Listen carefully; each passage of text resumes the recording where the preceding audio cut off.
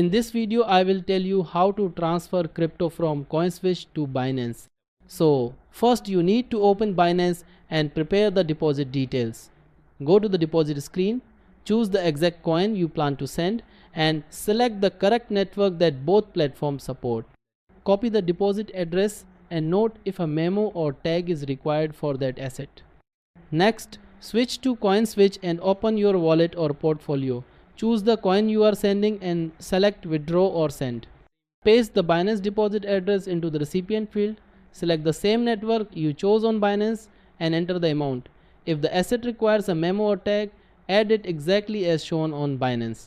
Then review the transaction on the confirmation page.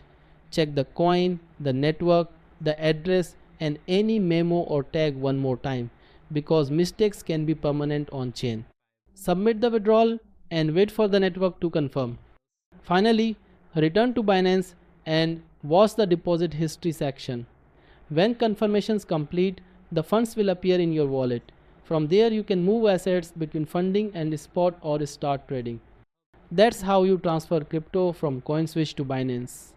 Thanks for watching. If this helped, like and subscribe.